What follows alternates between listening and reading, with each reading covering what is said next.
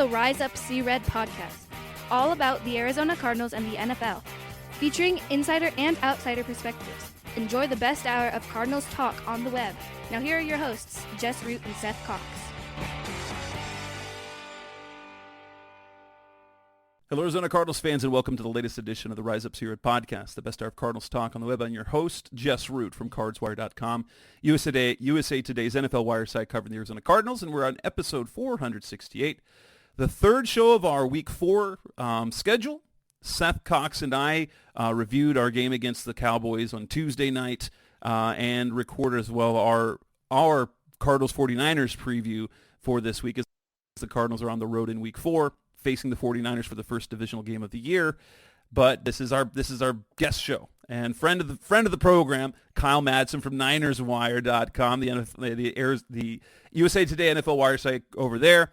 Kyle's been on the show a few times doing previews for the opponent previews in the offseason, but we've got him back to talk about the matchup this week. Kyle, thanks for coming on. Yeah, man, anytime. You hit me up, I'm in here. I'll talk about the Lions if you want me to. Man. I'm ready to go. that would be you know, the Lions aren't bad to talk about at least this year. I know, man. They're kind of fun. But so 49ers, not unexpectedly, 3-0 to start the year. They've scored 30 points a game, literally 30 points exactly in each of their first 3 games. They are scoring the ball. They are incredibly efficient. They are playing great defense. Is there anything unexpected that what we've seen out of the 49ers so far this year? Not really. You know what? Yes, actually. Yeah. They've been notoriously slow starters under Kyle Shanahan, save for the 2019 season. But I picked them to lose Week 1 in Pittsburgh because that's just the kind of early season game they lose. They're traveling across the country. It's what I thought was going to be a good Pittsburgh team, and they're just okay. And they ended up not only winning that game, but really just controlling it from the outset. It was never close, and I didn't expect it to go that way. And then in Week 2, I don't want to say they struggled with the Rams, but they were tied at halftime, and then really took control of that game in the second half.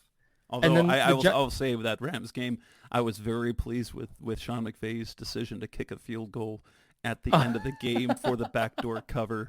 That was classic. I don't know why they did it. Unbelievable move.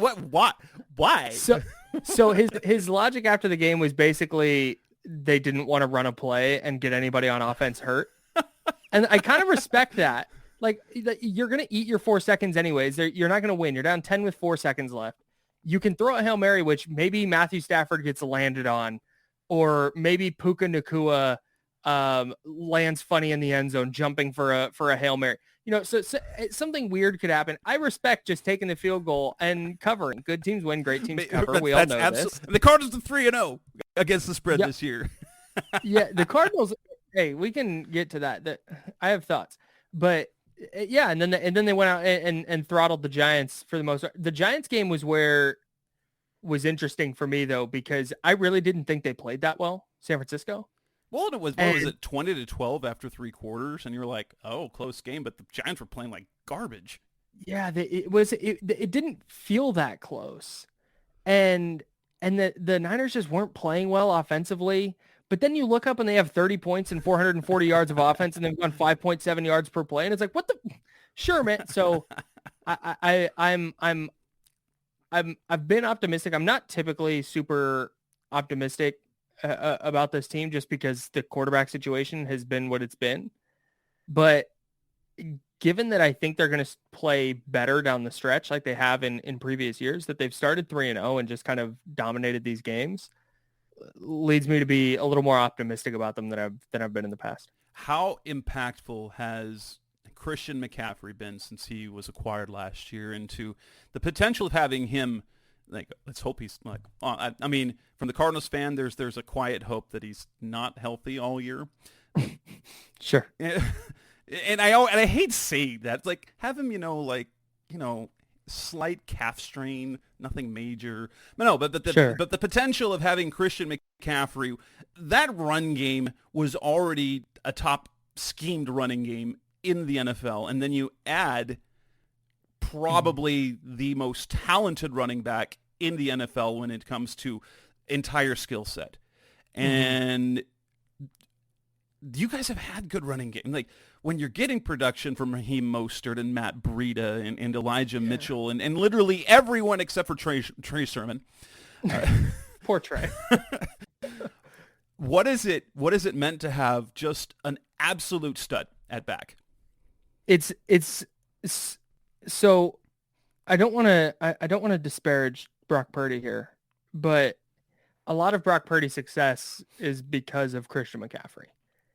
And that's not to say that Purdy is bad or anything, because I think he's fine. But like last year, Jimmy Garoppolo was playing the best football of his career when he got hurt, and that was because of Christian McCaffrey. Having that outlet as a quarterback, knowing that, hey, blitz bearing down, this could be a sack that takes him from 2nd and 5 to 3rd and 12.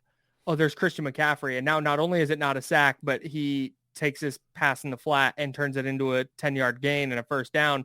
That's just a massive, massive difference for an offense. And he's not been as impactful as a receiver this year from a number standpoint. But when he swings out into the flat, or he lines up in the slot and runs an out or runs a slant, it draws so much attention from the defense that it leaves Brandon Ayuk wide open. It leaves Deebo Samuel wide open, or George Kittle, or whomever. And so Purdy's been excellent in the intermediate areas of the field. He's completing like more than 85% of his passes from 10 to 19 yards. So it's still like last year. Didn't you say it was something like 80%? Yeah. Just such a fluky, and he's maintaining that this year. He's improved it. Wow. And I think it's and that's not because Brock Purdy is this electric passer. He's fine.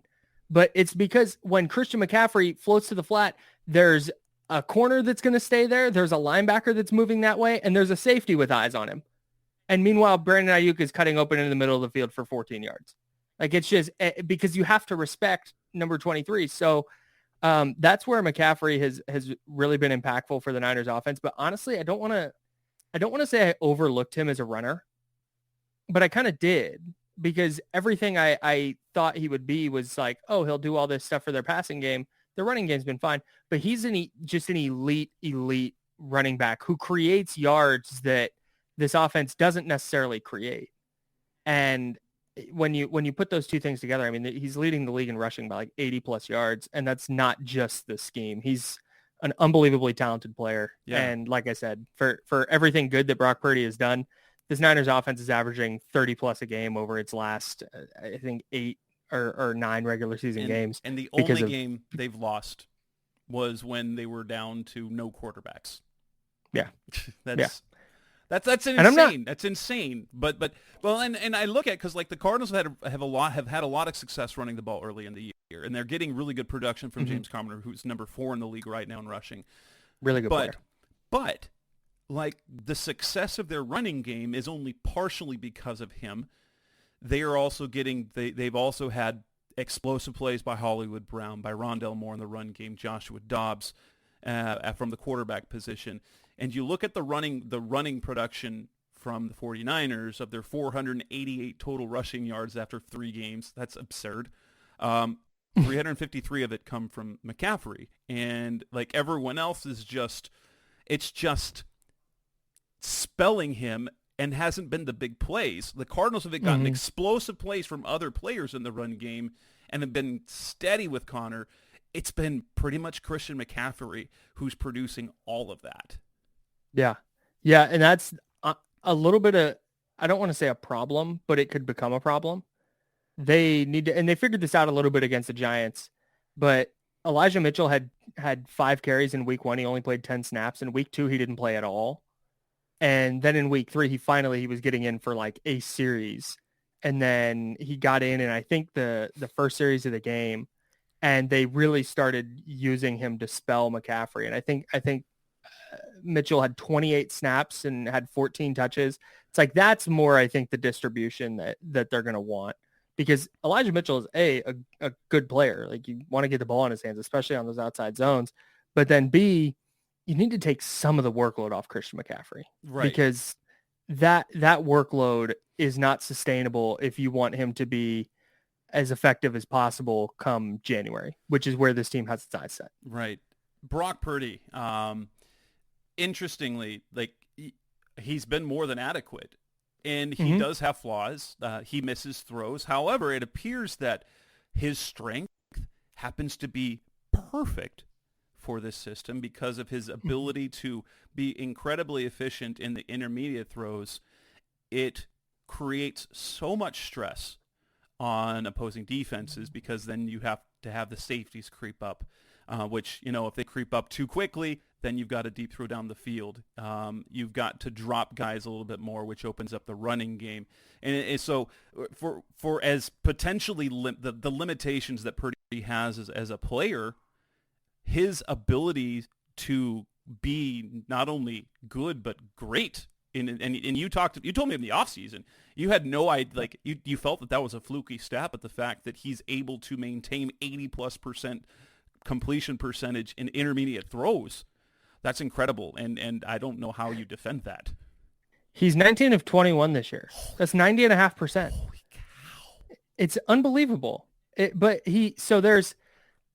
don't want to overstate this because I'm really on board with the idea that they could have this ceiling that just doesn't allow them in a playoff game to go blow for blow with Jalen Hurts or Patrick Mahomes or whatever quarterback they're eventually going to run into. Like I that's on the table, and they could very easily be sitting here in a couple of years with Brock Purdy going, well, in the same spot they were with Jimmy Garoppolo in 2021 when they drafted Trey Lance. Like that's there, but he does a couple of little things better than Jimmy Garoppolo did that I think raises their ceiling, even if he's not as talented from just a physical standpoint as Garoppolo was. A, he doesn't throw blind interceptions into the middle of the field like Garoppolo did. B, he throws the ball away. There were so many times the Niners would get into second and short, and then they'd wind up in third and long because Garoppolo took a bad sack because he wouldn't get rid of the football, or he'd throw it into a window that wasn't there and it would get intercepted. Purdy is also very good at creating plays out of structure where he navigates the pocket and maybe gets outside and keeps his eyes up the field. That's something he was good at last year, and he's continued to be good at it this year. And again, he's not elite. He's not Justin Herbert. He's not Patrick Mahomes. He's not a top 10 quarterback or anything. But the Niners have lowered the bar so far for their quarterback play with how good their roster and their offensive scheme are that he has cleared that bar in a way that other quarterbacks they've had haven't been able to. So I think the ceiling on their offense is higher than it's ever been under Kyle Shanahan. Now, is it high enough to compete with an elite quarterback come postseason? TBD. Well, but for now, it's working. It depends on a lot of is McCaffrey healthy? Can they continue to produce that way? And then we haven't even talked about the defensive side of the ball, where they've got 5 interceptions in 3 games now.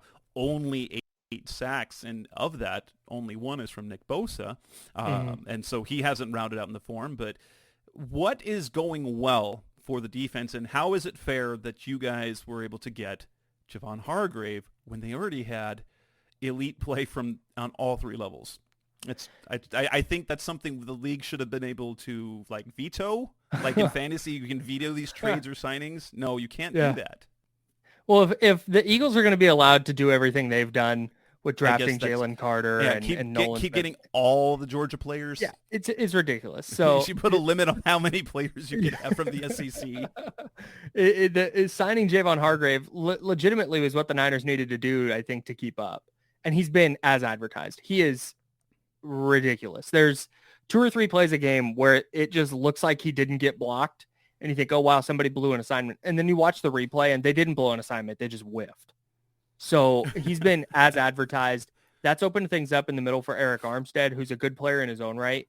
And then Nick Bosa has been, you can see it. He just had, he didn't have a preseason. Right. He sat out. So he didn't get any football reps till September. Yeah. He signed on Thursday before the season started. He jogged around at practice a little bit Thursday. They do walkthroughs on Friday, and then he played in a game on Sunday. And the Niners had 5 consecutive 3-and-outs on defense, so they wanted him to play 30 to 40 snaps. He wound up playing 35, but he played all 15 snaps to open the game, but they weren't on the field consistently for him to build up that conditioning. And so he was fine in week 1. He was just okay. Week 2, again, just okay. And then last week he finally gets a sack, but you can see it. The pressures are still there for him. Well, and he's still a really good run defender. As long as he's healthy, you don't worry about him. His talent is incredible. No, he's Now, there's Drake Jackson. At some point there's Drake Jackson. Yeah, he's complete disappointment last year from what you told me. And look at that. 3 sacks in 3 games. Yeah, well, he had all 3 were in week 1, but it was a perfect encapsulation of what the Niners need from Drake Jackson.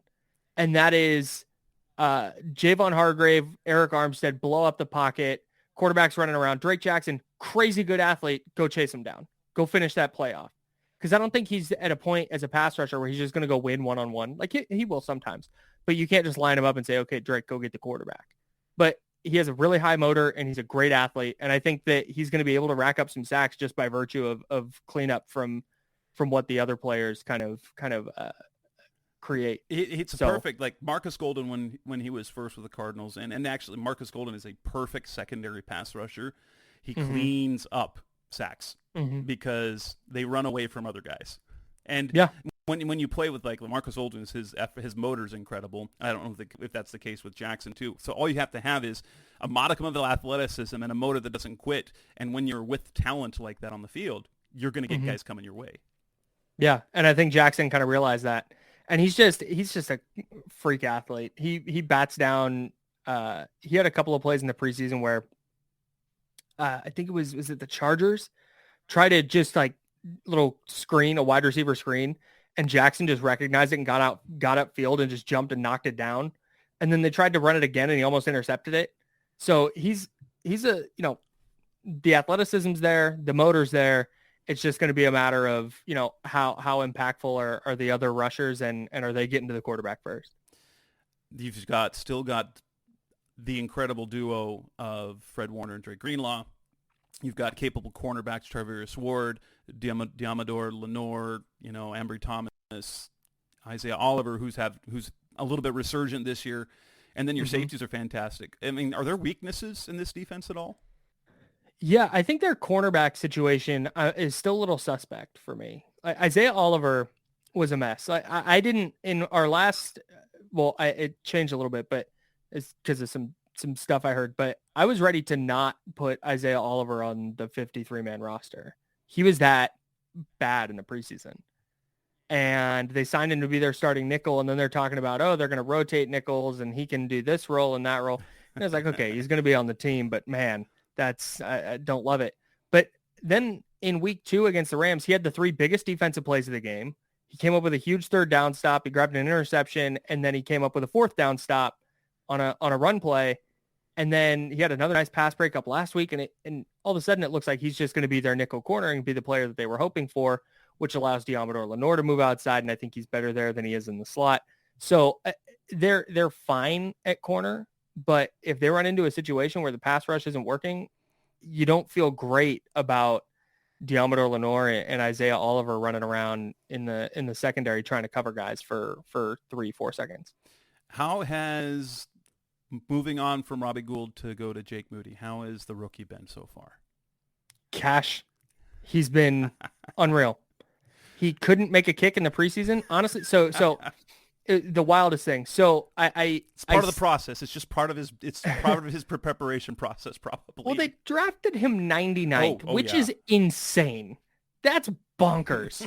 so the take for me was, this guy's got to be Justin Tucker. Like, he's just got to be out the gate awesome. And then he comes out in his first preseason game, misses his first 2 kicks. Next preseason game, misses an extra point. Makes the game-winning field goal, but snuck it just inside the upright. And then he got hurt, and he didn't play in the final week of the preseason. And he was rehabbing basically all the way up until the season opener. And in practice, just doing short, 30 to 35 yards. And I honestly think, and I said this at the time, that I thought that was going to be good for him, because it allowed him to get out of his head of what am I doing right, what am I doing wrong, and just focus on rehab and focusing on just kicking the ball again without a quad strain. And he's come in. He hasn't missed a field goal. He's been down the middle with everything. He hasn't missed an extra point.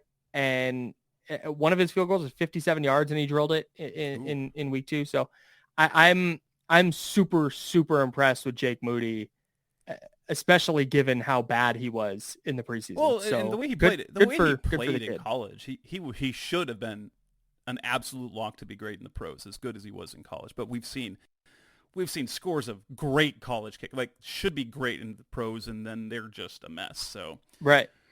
But yeah, coming up next on the Rise Up Seaward podcast, Mr. Cardinals talk about. Let's talk more specifically about this matchup. Where do they match up well? What struggles maybe will the 49ers have with the Cardinals, if any?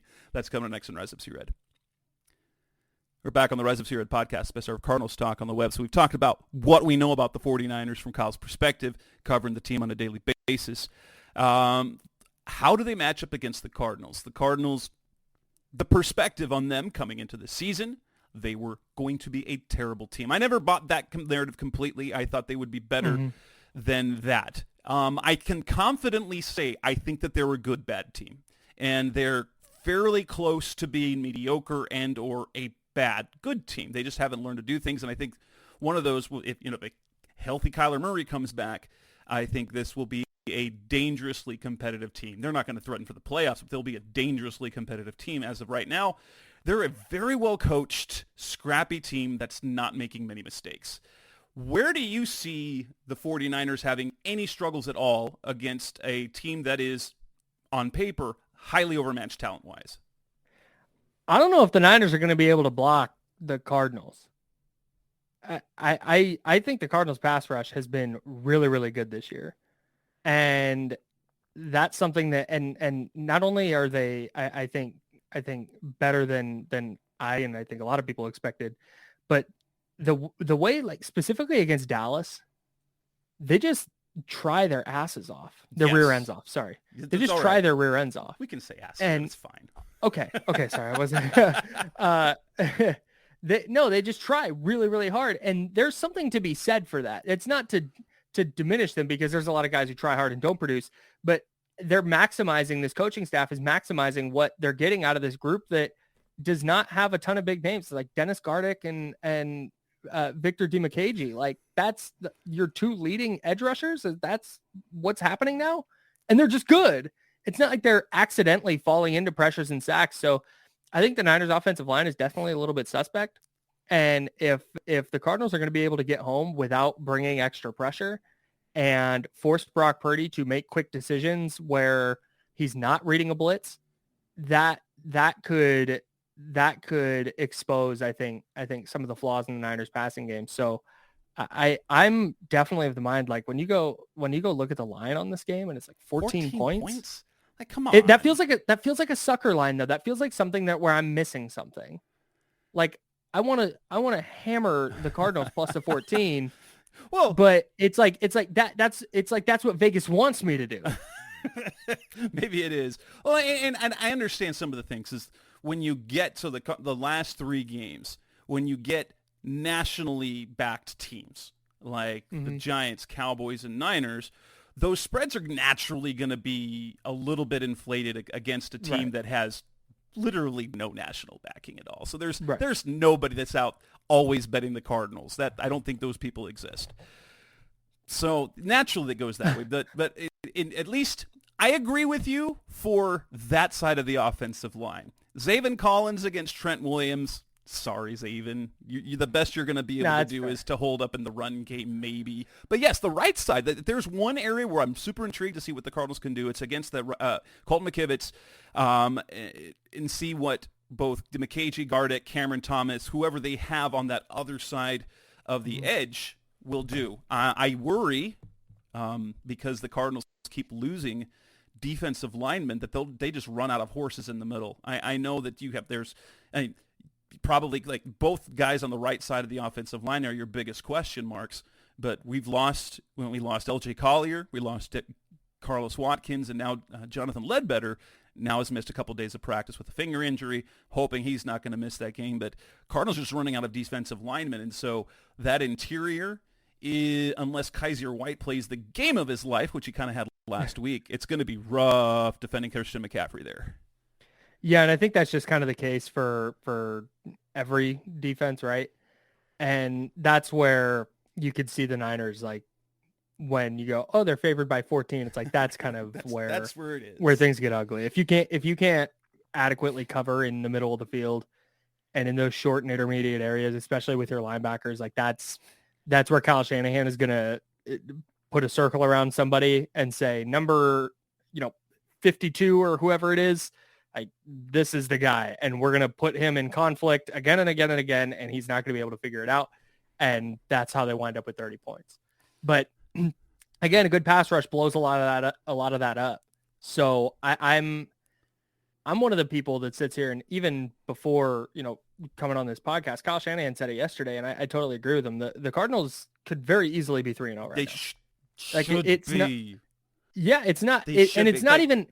It's not even a stretch. It's not even they had a 21-point lead against the Giants. They choked. They just absolutely choked that game away. That was bad. The Washington game, Dobbs was terrible, and his two really fumbles gave that up. Like, that was that on Dobbs. Yep. But I'm okay. That was their first week. He'd been on the team for like 10 days. Right. They're on the road. But there's no way they should have blown that lead against the Giants, because look, we thought maybe, okay, the Giants are coming around. They looked terrible in week 1. What did they do against you? They looked terrible. So it was just the Cardinals just let the Giants look amazing for 2 quarters, and they've played 10 terrible quarters of football out of 12 that they played. Yeah, and it wasn't even the whole third quarter. It was a quarter and a half of good play. They played 20 good minutes. No, so you look at the Arizona, to me, is like 4 plays from being 3-0, and it might be more than that, but they're a few plays from being 3-0. So I don't. But they think that honestly, the first 2 weeks were their 2 of their most winnable games for like the first half of the season. And that's when I thought they would win one. I thought they would win one of those games. Then they'd get the doors blown out against Dallas and San Francisco and Cincinnati. Kyler comes back in week 6, and they're competitive from there on out. But yeah, when they lost that Giants game, I was like, we looked at the schedule and was like, will they win a game before week 11? What they do, they go out and beat the Cowboys. I'm like, I don't know. It makes me sound like a moron, but no. The thing about the Cowboys game that was so impressive to me, and I believe that it's actually probably a benefit for the 49ers that Arizona played as well as they did, because they're not going to throw their helmets on the field and try and win, and which would be insane, because this core group did that same thing against Colt McCoy and got punched in the mouth. Back in, what was that, week 7 of 2021? Week 9, I think. But whatever it was, you would think they would never overlook the Cardinals again. But I think it probably benefits the 49ers, because that wasn't a fluke like, oh, Dallas turned it over 6 times and missed a field goal and there was a muffed punt. It was like, nah, Cardinals just beat them, man. Now, I will say this. They were just better. Like, that was crazy. Mike McCarthy was an idiot. And well, he was playing that fourth quarter like they were up by 12 points. The way they were playing, calling plays. I had the Cowboys in Survivor, in my Survivor pool. And I'm sitting here watching, and that's fine. I don't expect to win I won my Survivor pool last year, which was great, and I figure I'll win it once, and I've done it now. But I'm sitting there and like, low key for the 49ers, like, you're rooting for the Cardinals because the Cowboys are a top seed in the NFC. And so I see the Cardinals, sneak. I'm like, okay, look at them go. So I turn the game on, and then McCarthy, with like 6 minutes left, it's like, run inside for a gain of 4, huddle up.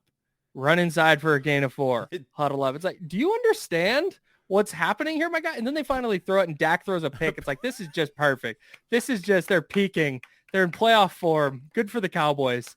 I was oh my God, flabbergasted at the mismanagement at the end of that game. I just don't understand why Mike McCarthy, who's bungled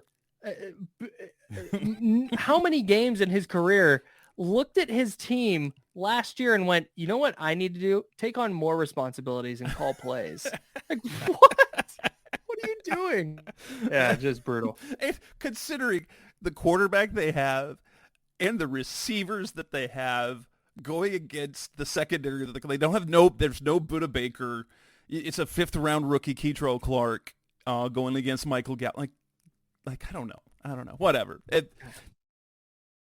Whatever mismanaged mismatch. The Cardinals took care of business. Yes. I think that if I look at also one area that I think that the Cardinals might be able to have success, and that's where you talked about the cornerbacks. The Cardinals have a decently talented, like, okay, we'll say Hollywood Brown, talented. Michael Wilson, their rookie third-round pick guy, surprisingly productive so far. And while it's going to be tough sledding. So if the Cardinals can somehow get moderate production in the run game, then and avoid massive pressure on Josh Dobbs, which is going to be a task, that they can make a few plays on the outside. Wilson's had a few nice plays. Hollywood is a solid number one option in the NFL, and they're starting to use him that way. Mm-hmm. Yeah, I've got to come around still on Hollywood Brown. I'm not all the way there yet, but it's definitely like James Conner is one of those players that when he comes in and you're facing him, it's like that guy could change a game by himself. Whether it's taking a screen and turning it into a 70-yard touchdown, or like the Niners have just done a really good job at limiting explosive plays. I think they've only given up 5 plays of 20-plus yards all year. They had 5 of those, I think, last week against the Cowboys. Yeah, so that's where, like, I'm not necessarily worried about Hollywood Brown making. Now, here's the play I can envision in my head. Josh Dobbs scrambling a little bit. Talanoa Hufanga gets way over aggressive and flies up, and Hollywood Brown's just wide open down the field. I saw that happen 3 or 4 times last year. So maybe something like that goes down. But James Conner is the guy that I circle, because it's like you just a screen and he takes it 70 yards, or it's 2nd and 11 and they hand it to him and he turns it into a 3rd and 1. It's just, he's a really, really high quality player that I just don't think there's a ton of good matchups for. You know, Fred Warner is really good and Dre Greenlaw is really good, and we know all that, but James Conner is I don't want to say matchup proof necessarily, but he's not a guy that you can go, okay, Fred Warner, you're going to take care of him and he's just going to take him out of the game. Like, that's not going to work. Yeah. I look at the overwhelming matchup is always Trent Williams against whoever, because he's just a stud at left tackle. I always love DJ Humphries versus Nick Bosa, because DJ has, for the most part, has had Nick's number. DJ's a little bit older now. He's coming off a back injury, but yeah, I think Bosa's 3 sacks, only one of them has come against Humphries in the many times that they've matched up. So it'll be interesting to see Bosa rounding into form this week, ideally, going against Humphries, who's really matched up well against him. And then, of course, if they flip him sides, he's got the rookie Paris Johnson. That's going to be, a fun matchup that way too, if they swap sides at all. Yeah, Bosa will move around definitely, especially if he's getting worked by somebody. He will pack up his stuff and try the other side. Like that is, is not something he's afraid to do. Why keep trying to do this? Because you've got this elite pass rusher. If he's having, let's make it easier. Yeah, and so it'll be interesting to see if maybe they try and do something creative. They haven't done. They do, their games and stunts and stuff, but we haven't seen them do anything with like Drake Jackson and Nick Bosa lined up on the same side, or lining Nick Bosa up, next to Javon Hargrave, like in the same gap. And they did that a lot with D Ford when he was around and healthy. So, yeah, if you can, we've seen it with this defense time and time again. If you can limit Nick Bosa, you can really make life easy on your offense. Coming up next on the Rise Up Here podcast, of our Cardinals talk on the web. Let's make our picks, predictions for this game. That's coming up next on Rise Up Red. We're back on the Rise Up Red podcast, Mr. Cardinals talk on the web with Kyle Madson of Niners Wire. This game with the 14-point spread is kind of crazy. Although, it could very easily get away from the Cardinals, especially if they don't score points early. Luckily, the Cardinals have been able to score points early in every game. In fact, they've led at halftime. They've won the halftime money line each and every week. Not that we can count on that every week, but they've started fast. And I think if there's one way to be able to remain competitive in this game, score points early. And if they sell out against the run, I've seen it happen. It happened a couple of years ago with Cliff Kingsbury.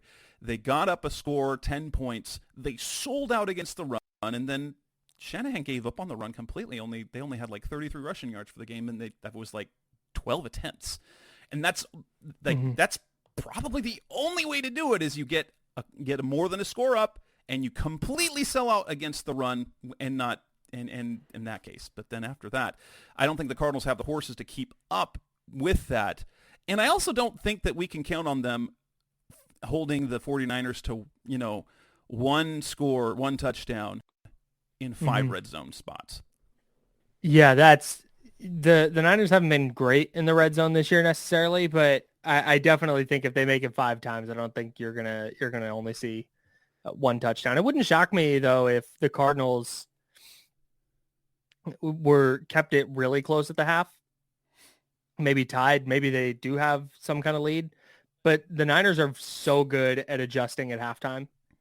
And I know that teams don't make like sweeping changes, but just like little things that maybe the Cardinals are doing defensively that the Niners are going to attack differently or vice versa.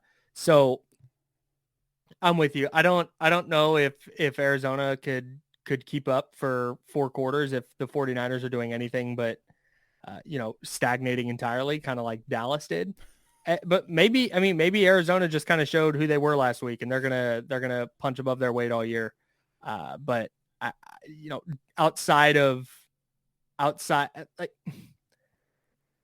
going, yeah, maybe I don't see a ton of path to victory for the Cardinals. Really. If the Niners are playing even a C game. That said, I think that the Cardinals will keep this game to where they're threatening. The 49ers will basically, at least for the second half, I think they will probably be in control of the entire game or at least the entire second half. But the Cardinals will be on the like right there on the edge of threatening. So I don't think it'll be a big blowout. And while I actually, my final score prediction, and we'll see this for when you publish Behind Enemy Lines, and the 49ers are still going to get 30 points, and they're going to hit exactly 30 points for the 4th straight week. And it's a double-digit win. It's just they don't cover the spread. It's 30-20. I think that's a reasonable thing. The 49ers basically control the game, but the Cardinals are threatening throughout. So it's never the Cardinals don't get embarrassed. The wheels never fall off. They're just undermanned. They just don't quite have enough. Yeah, it's a little bit what happened with the Rams. That's almost exactly how that game see went. Jonathan Gannon pulling the last-second field goal for the cover. I don't think he does that. It's funny you said 30-20 because I have a very similar score. I have 27-17. Ooh. So I think the Cardinals are going to do some things defensively that mess with Purdy early on, and I think maybe the Niners get out to a little bit of a slow start before they pull away. So. I'm right there with you though. A comfortable win where the Niners control it, but by no means is it, oh wow, look, the Cards got steamrolled. Nope. They prove once again that they're not a terrible team, but a decent bad team. Which I think when you're starting Josh Dobbs at quarterback, I don't know if you could expect much more than that. He's been so impressive. I've been blown away by Josh Dobbs, man. I was so flabbergasted by that trade. Like, okay. You're trading for a guy who's done literally nothing his entire career. And I get Colt McCoy was washed up. He couldn't do it. And which is funny. Jonathan Gannon, without saying Colt was washed up, said he was washed up. It's like, I don't think there was anything Colt didn't show us. He showed us everything. And they still cut him. And they're paying him $2.25 million to have him not on the roster because that much money was guaranteed. So like they said, he was washed up. I still thought even a washed-up McCoy was going to be a better playmaker than Dobbs. And Dobbs has outdone that. I think he's playing at his ceiling. I don't think he can play better than he's played the last 2 weeks. And which means like, if it's going to be a shootout, no way. We're talking he's playing well, and he hasn't cracked 200 yards passing yet. Yeah, but I mean, man, if you're going to play well defensively and you have a quarterback who's going to create a little bit with his legs, who's not going to turn the ball over, who's going to just be decisive and accurate, I will take that all day. When Kyler gets back, a healthy Kyler running the same offense but have a higher ceiling, this team's going to be fun as long as unless the wheels fall off defensively. They're going to be fun later on. They're not going to be good. That's the best thing. If you're not going to be good, the best thing you can be is fun. There's nothing worse than a bad, boring team. Oh, my. Been there. That was last year, 2018. Same. Holy crap. Man. And 2018, I still don't understand this. The Cardinals, historically bad, and they still beat the Niners twice. That makes no sense at all. Weird things happen when the Niners and Cardinals play. All right, Kyle. We know that you guys, Kyle's been on the show enough. Finally, Kyle A. Madson on Twitter/X, if you're going to call it that. You can find him at Niners Wire. Yeah, what a weird. I'm out. It's Twitter. But thanks, Kyle, for coming on. That wraps up this edition of the show. We'll be back. I will be back on next week with Seth to review what hopefully is not an embarrassment against the 49ers. That's Kyle Madson. I'm Jess Root. Thanks for listening. Thanks for listening to the latest edition of the Rise Up, See Red podcast. Listen to previous episodes and subscribe to the show on Apple Podcasts, Stitcher Radio, Audioboom, or many other podcast platforms so shows are delivered directly to your mobile device. Please give the show a 5-star rating and always support the sponsors who support the show. We'll be back soon for the best hour of Cardinals talk on the web. Rise up, Red Sea, be Red, See Red, and of course, Rise Up, See Red.